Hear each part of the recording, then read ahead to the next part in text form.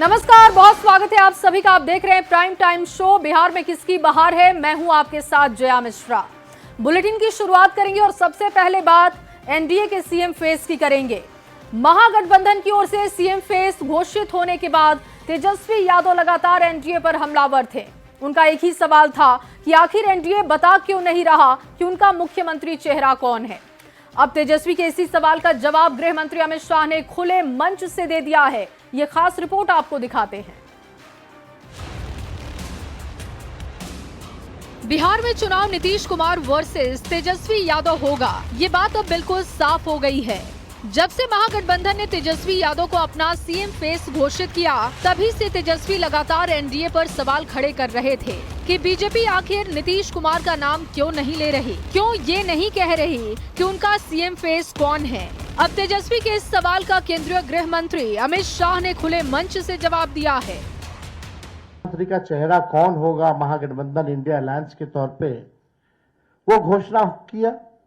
हमारे नाम को जनता के सामने रखा, लेकिन आज तक अभी तक एनडीए की कोई ऐसी ऑफिशियल प्रेस कॉन्फ्रेंस या ऑफिशियल घोषणा नहीं हुई है कि भाई एनडीए का मुख्यमंत्री का चेहरा कौन होगा। और ये मां बाप दोनों, सोनिया जी राहुल को बनाना चाहते हैं और लालू जी अपने बेटे को बनाना चाहते हैं। दोनों को मैं कह देता हूं, सीएम या पीएम कोई भी सीट खाली नहीं है। यहां नीतीश कुमार जी है, वहां मोदी जी है। आपके लिए सीटें खाली नहीं है। तो बिहार के दोनों मुख्य गठबंधन की तरफ से चेहरे पर मुहर लग चुकी है। एनडीए को नीतीश कुमार के 20 साल पर विश्वास है और तेजस्वी यादव को बस एक मौका पाने की आस है। पर सबसे बड़ा सवाल ये कि जनता इस बार आखिर किसके साथ है। Bureau report, news 18। और वहीं मुजफ्फरपुर में जनसभा को संबोधित करते हुए राहुल गांधी प्रधानमंत्री मोदी को लेकर एक विवादित बयान दे चुके हैं। उन्होंने कहा कि वोट के लिए प्रधानमंत्री मोदी को अगर मंच पर नाचना पड़े तो वो इससे पीछे नहीं हटेंगे। अब राहुल गांधी के बयान पर कैसे मचा है बवाल, आपको इस खास रिपोर्ट में दिखाते हैं।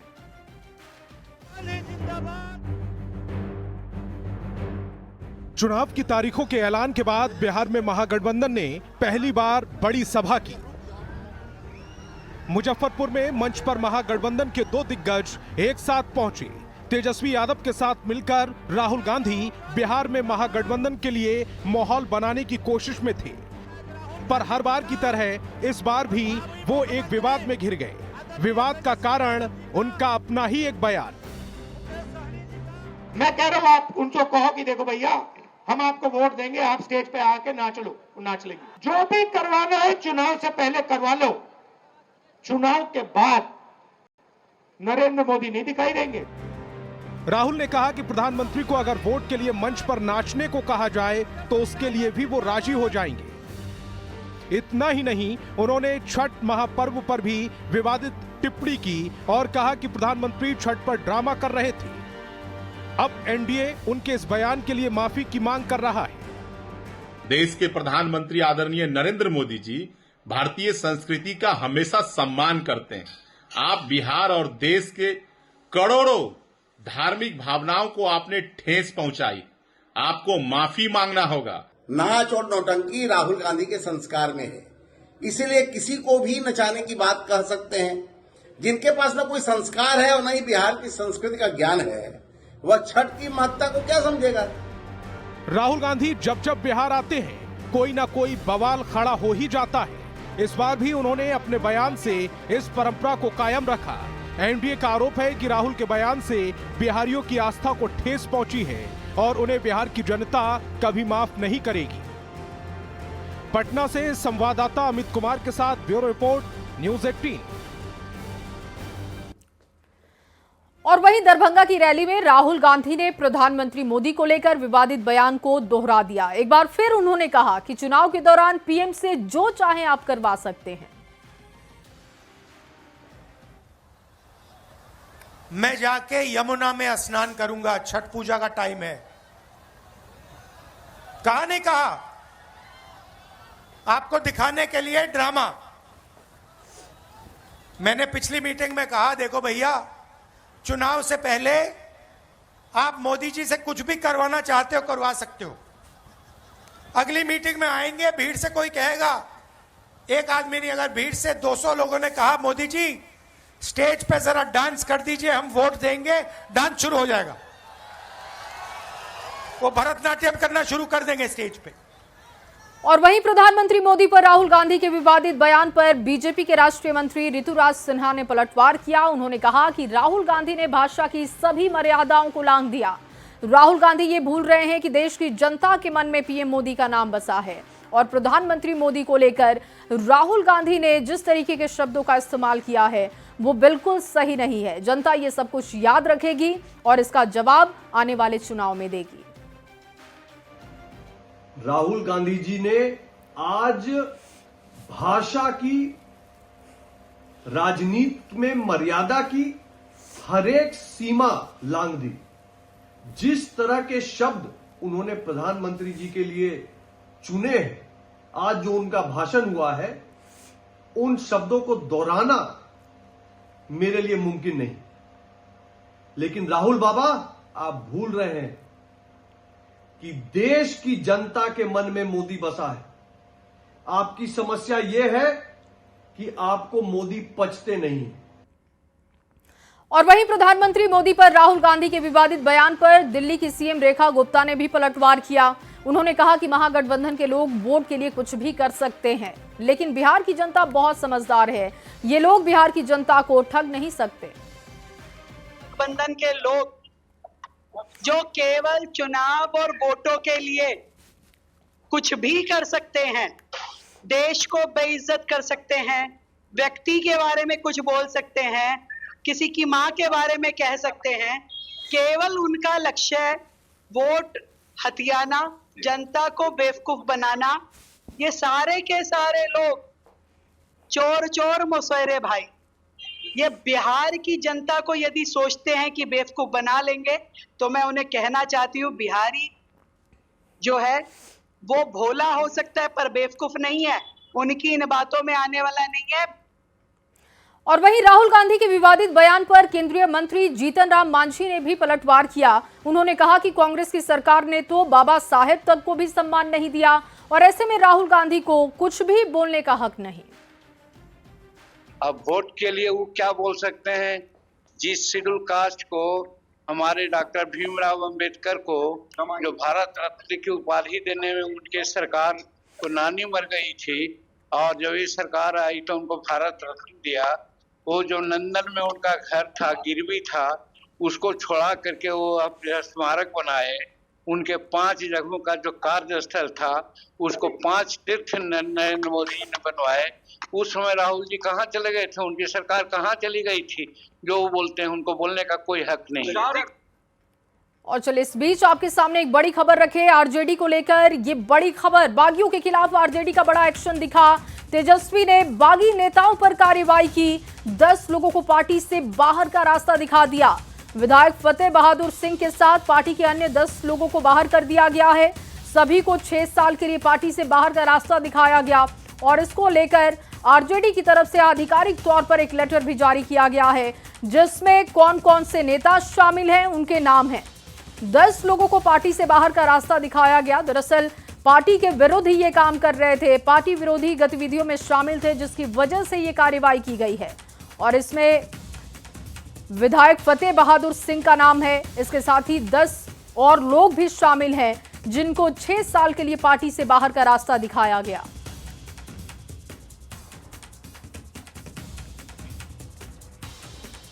और वहीं प्रधानमंत्री मोदी कल यानी कि 30 अक्टूबर को बिहार दौरे पर आ रहे हैं। पीएम मोदी मुजफ्फरपुर के बरूराज में जनसभा को संबोधित करेंगे। पीएम की रैली की तैयारी करीब करीब पूरी हो चुकी है। पीएम के दौरे को लेकर एनडीए के नेताओं और कार्यकर्ताओं में गजब का उत्साह और जोश दिखाई दे रहा है। किस तरीके की एनडीए के नेताओं की तैयारी है, आपको इस रिपोर्ट में दिखाते हैं। 24 अक्टूबर को समस्तीपुर से बिहार विधानसभा चुनाव प्रचार का आगाज करने वाले प्रधानमंत्री नरेंद्र मोदी 30 अक्टूबर को फिर से बिहार दौरे पर आ रहे हैं। गुरुवार को पीएम की मुजफ्फरपुर और छपरा में 2 बड़ी रैली है। मुजफ्फरपुर के बरूराज में मोतीपुर चीनी मिल मैदान से पीएम मोदी जनसभा को संबोधित करेंगे। पीएम के दौरे को लेकर युद्ध स्तर पर तैयारी चल रही है। प्रधानमंत्री की सभा के लिए 3 बड़े जर्मन हैंगर पंडाल के साथ ही 3 हेलीपैड भी बनाए गए हैं। का यह पश्चिमी क्षेत्र है, यानी यहाँ से पारू, साहेबगंज, बरूराज और इधर बगल में मोतिहारी जो जिला का यह बॉर्डर क्षेत्र पड़ जाता है। तो ये तमाम ऐसे विधानसभा क्षेत्र हैं जहां से पीएम मोदी एक साथ कई विधानसभा सीटों को साधने की कोशिश करेंगे। तो वहीं छपरा के हवाई अड्डा मैदान में भी पीएम मोदी की बड़ी चुनावी सभा है। छपरा की रैली से पीएम मोदी सारण, सिवान और गोपालगंज के एनडीए कार्यकर्ताओं को सीधा संदेश देंगे। को आगे तैयार है, जो उनका दिशा निर्देश होगा पूरे देश की जनता और सारण की जनता करने को तैयार है। 6 नवंबर को पहले चरण की वोटिंग है। उसके पहले पीएम मोदी का 2 बिहार दौरा होने जा रहा है। 30 अक्टूबर को 2 रैलियों के जरिए प्रधानमंत्री चुनावी माहौल को गरमाएंगे, तो 2 नवंबर को पटना में रोड शो कर पटना की सभी 14 सीट की सियासत को साधने के साथ ही बिहार की जनता से सीधे रूबरू भी होंगे। न्यूज़ 18 के लिए मुजफ्फरपुर से प्रियांक सौरभ और छपरा से संतोष गुप्ता के साथ ब्यूरो रिपोर्ट। और अब बात बिहार के घोषणा पत्र पर मचे सियासी घमासान की। दरअसल महागठबंधन ने अपना प्रण पत्र जारी कर दिया है और तेजस्वी यादव का दावा है कि अगर उनकी सरकार बनती है तो वो अपना हर प्रण पूरा करेंगे। लेकिन एनडीए ने इस पर करारा वार करते हुए कहा कि ये कोई प्रण पत्र नहीं बल्कि बिहार के प्राण लेने वाले पत्र हैं। यानी चुनावी मैदान में अब जंग सिर्फ वादों की नहीं बल्कि विश्वास बनाम भ्रम की हो गई है। आपको रिपोर्ट दिखाते हैं। एक मौका मिलेगा तो नौकरी मिलेगी पक्की। ये तेजस्वी प्रण नहीं, बिहार का प्राण लेने की योजना है। जिसको कुछ करना ही नहीं है वो कुछ तो घोषणा करते रहे।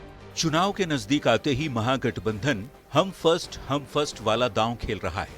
पहले सीएम और डिप्टी सीएम के फेस का ऐलान और अब चुनावी मैनिफेस्टो जारी कर तेजस्वी यादव चुनावी रेस में बढ़त बनाने की कोशिश में हैं। तेजस्वी जनता से गुजारिश कर रहे हैं कि उन्हें एक मौका मिले और वो हर प्रण को पूरा करके दिखाएंगे। तेजस्वी से कोई शिकायत है क्या? आपको सुनाई नहीं दे रहा? तेजस्वी से कोई शिकायत है? एक मौका मिलेगा। तेजस्वी ने किसी का नुकसान किया है? तेजस्वी ने किया है क्या नुकसान? तो एक मौका आप लोग दीजिएगा ना। तेजस्वी का दावा है कि प्रण पत्र उनकी सत्ता में वापसी और बिहार के विकास का रोड मैप है, पर बीजेपी तेजस्वी यादव के प्रण पत्र को बिहार का प्राण लेने वाला पत्र बता रही है। प्रण पत्र नहीं है, ये प्राण पत्र है, बिहार का प्राण लेने वाला पत्र है। कोई रोड मैप नहीं, कोई विजन नहीं, सिर्फ डिवीजन की बातें। और तीसरी महत्वपूर्ण बात है जो हमें समझने की आवश्यकता है, वक्फ संशोधन को आप कह रहे हैं कि निरस्त करेंगे। आपकी संवैधानिक ताकत का आपको अंदाजा नहीं है क्या? केंद्र के कानून को प्रांत का कानून कब से निरस्त करने लगा? जेडीयू ने तंज कसते हुए कहा कि जिसे कुछ करना नहीं है वो कुछ भी बोल सकता है। जिसको कुछ करना ही नहीं है वो कुछ तो घोषणा करते रहे। उसके घोषणा का कौन वैल्यू? कौन तेजस्वी जी को यहाँ मान रहा है बिहार में? उनके माता पिताजी का राज देख चुका है बिहार। बिहार में मतदान से पहले घोषणा पत्र पर घमासान मचा हुआ है। महागठबंधन ने अपना प्रण पत्र जारी कर दिया है। अब देखना है कि एनडीए के पिटारे से क्या निकलता है और जनता किसके वादों पर भरोसा जताती है। Bureau report, news 18। और चलिए आगे बढ़ते हुए बड़ी खबर आपको बता दें, गया जी से ये बड़ी जानकारी, जहां पर एनडीए उम्मीदवार के काफिले पर हमला किया गया। अनिल कुमार के काफिले पर हमले करने की खबर। असामाजिक तत्वों पर आरोप लगा है। टिकारी विधानसभा के दिघोरा गांव में ये हमला किया गया और एनडीए उम्मीदवार अनिल कुमार भी चोटिल हुए हैं। कई गाड़ियां क्षतिग्रस्त हैं, कई कार्यकर्ता घायल बताए जा रहे हैं। जनसंपर्क के लिए उम्मीदवार निकले हुए थे इलाके में, वहां पर जानकारी ये मिल रही है कि उनके काफिले पर हमला किया गया, जिसमें वो भी घायल हैं। ये तस्वीरें हम आपको दिखा रहे हैं। अनिल कुमार की काफिले पर असामाजिक तत्वों ने हमला किया। एनडीए उम्मीदवार अनिल कुमार प्रचार कर रहे थे, क्षेत्र में पहुंचे हुए थे। असामाजिक तत्वों ने उनकी गाड़ी पर हमला किया। बताया जा रहा है कि उनके काफिले की कई गाड़ियां क्षतिग्रस्त हुई हैं और ये देखिए तस्वीरें आपके सामने हैं। ये कौन लोग हैं, अब इसकी जांच की जा रही है। क्या किसी पार्टी से संबंध रखते हैं, किसी और तरीके की नाराजगी थी, ये तमाम बातें अब जांच के दायरे में हैं। फिलहाल जानकारी है कि अनिल कुमार को भी चोट लगी है। अरे हम लोग जा रहे थे वहाँ चंद्रवंशी और मांझी के मिलने जी, ज्यादा लोग देखिए हम लोग अभी घिगौरा पंचायत में हैं और अनिल सर हमारे माननीय विधायक जिन पे हमला हुआ है और एक मुखिया जी पे भी हमला हुआ है।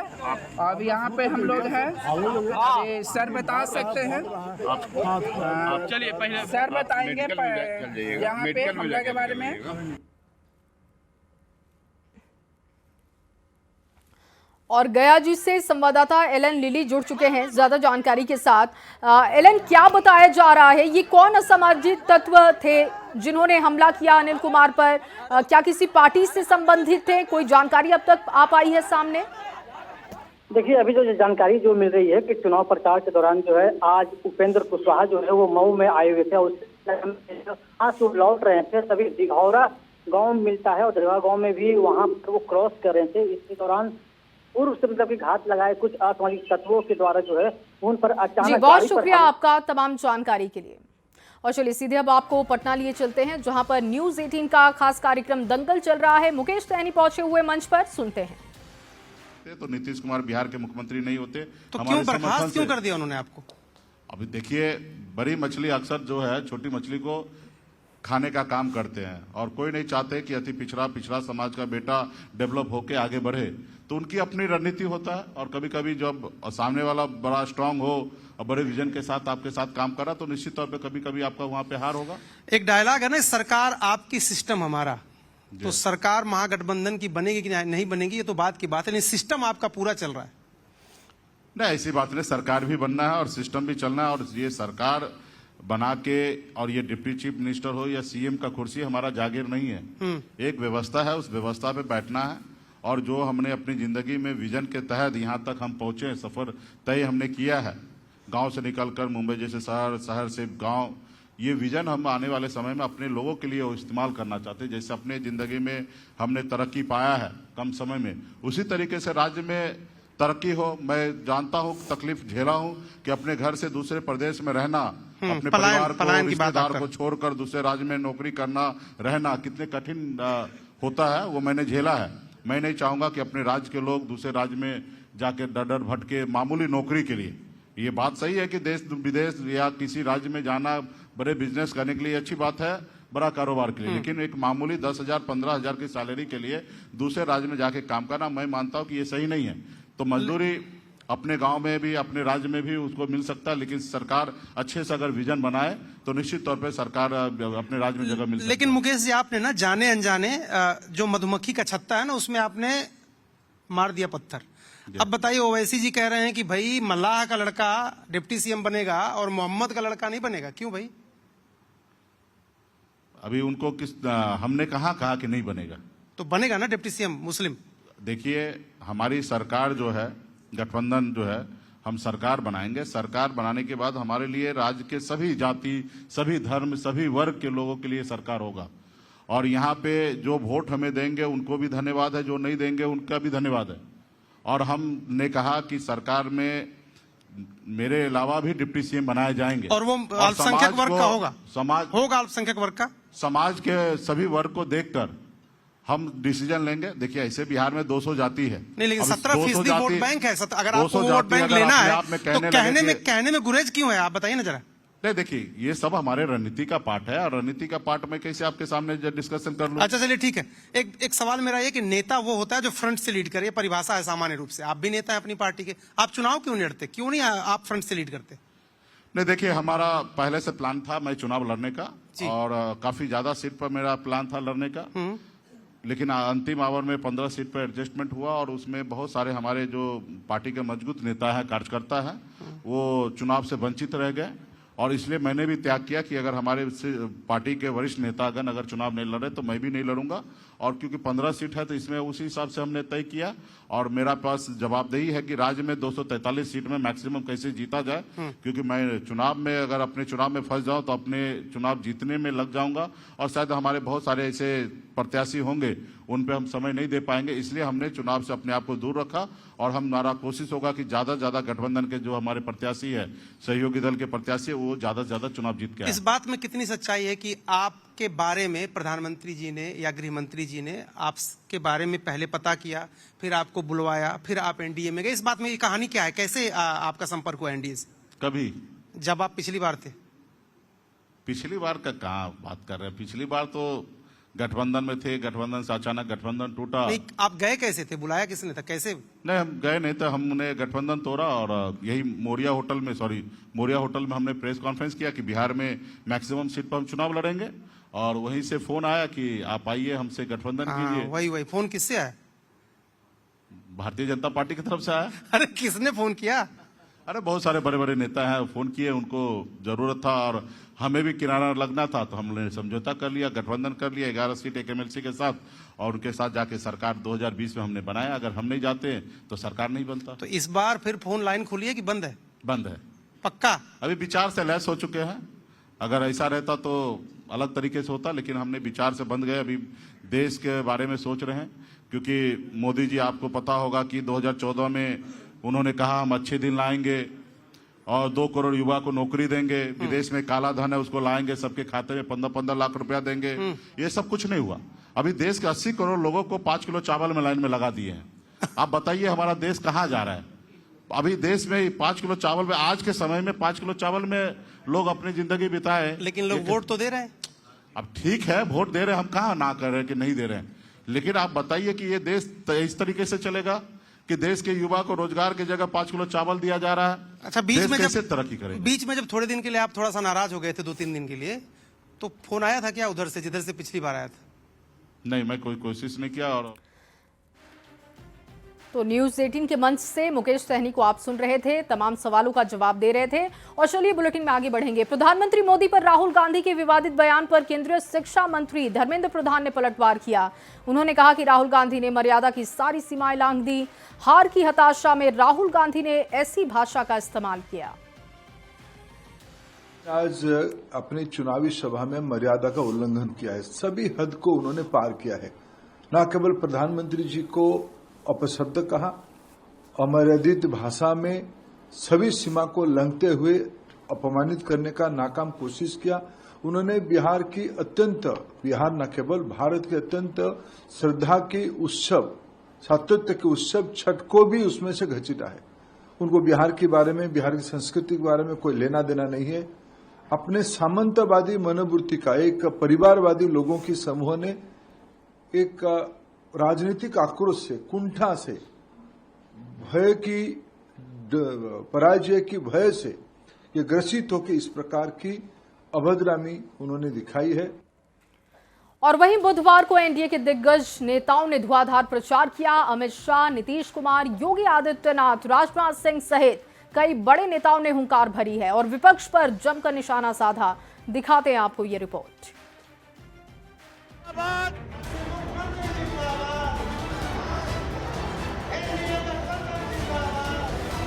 अक्टूबर महीने का आखिरी बुधवार चुनावी रैलियों के नाम रहा। एक तरफ जहां मुजफ्फरपुर में राहुल गांधी और तेजस्वी यादव की संयुक्त रैली हुई। जो भी करवाना है चुनाव से पहले करवा लो, चुनाव के बाद नरेंद्र मोदी नहीं दिखाई देंगे। तो दूसरी ओर एनडीए के दिग्गज नेताओं ने धुआंधार प्रचार किया। अमित शाह, नीतीश कुमार, योगी आदित्यनाथ, राजनाथ सिंह सहित कई बड़े नेताओं ने हुंकार भरी। ये लालू और राहुल दोनों बांग्लादेशी घुसपैठियों के संरक्षक बने। सीएम नीतीश ने नालंदा में 7 विधानसभा क्षेत्र में रोड शो करते हुए जनसभा को संबोधित किया और विपक्ष पर निशाना साधा। जो कोई काम नहीं किया इधर उधर उसको किसी तरह से मत आने दीजिएगा। और ये लोग क्या करता है जी, किसी को करता है, अपने 7 साल में हटा था तो अपनी पत्नी को बनवाया था। आप बताइए, तब बेटा बेटी पत्नी यही सब करता। हम लोगों को कभी देखते हैं हम अपने परिवार को कुछ करते हैं? तो वहीं रक्षा मंत्री राजनाथ सिंह ने दरभंगा के हाईघाट में जनसभा को संबोधित करते हुए तेजस्वी यादव सहित दूसरे विपक्षी नेताओं पर झूठ बोलकर सत्ता हथियाने की कोशिश का आरोप लगाया। इतना सरासर झूठ, माने 2,80,00,000 लोगों को राजद कहती है, तेजस्वी जी कहते हैं हम घर घर में सरकारी नौकरी देंगे। न भूतो न भविष्य, न कभी हुआ है न हो पाएगा मेरे भाई। जबकि उत्तर प्रदेश के मुख्यमंत्री योगी आदित्यनाथ ने सीवान में रैली की और सीवान के आरजेडी उम्मीदवार उसामा साहेब का जिक्र करते हुए आरजेडी पर निशाना साधा। योगी ने बक्सर में भी चुनावी सभा को संबोधित किया। वो अपनी खानदानी आपराधिक पृष्ठभूमि के लिए इस पूरे क्षेत्र नहीं देश और दुनिया में कुख्यात रहा है। नाम भी देखो ना, जैसा नाम वैसा काम। 6 नवंबर को पहले चरण की वोटिंग और चुनाव का प्रचार चरम पर पहुंच चुका है। राजनीतिक दल कोई भी कोर कसर छोड़ना नहीं चाहते। Bureau report, news 18। और वहीं दरभंगा में तेजस्वी यादव और राहुल गांधी ने चुनावी सभा को संबोधित किया। इस दौरान राहुल और तेजस्वी यादव ने एनडीए पर जमकर हमला किया। तेजस्वी यादव ने साफ कहा कि बिहार का लाल ही चलाएगा, कोई बाहरी नहीं। राहुल गांधी ने कहा कि तेजस्वी ही महागठबंधन के सीएम फेस है। अमित शाह जी ने तो कह दिया कि बिहार में कारखाना नहीं लगाया जा सकता, इंडस्ट्री नहीं आ सकती, क्योंकि बिहार में भूमि की कमी है। बताइए, अमित शाह जी कह रहे हैं बिहार में फैक्ट्री नहीं लग सकती क्योंकि भूमि की कमी है। भूमि की कमी है क्या बिहार में? कमी है क्या? बिहार में कब्जा करना चाहते हैं। हम कह देना चाहते हैं अमित शाह जी से, बिहार का लाल चलाएगा, कोई बाहरी नहीं चलाएगा। कि नीतीश जी सरकार चलाते हैं, आप गलतफहमी में हो। सरकार रिमोट कंट्रोल से चलती है।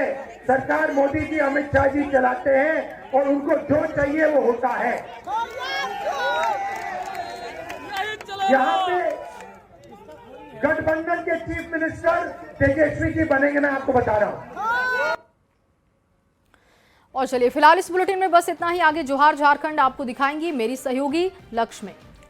शुक्रिया।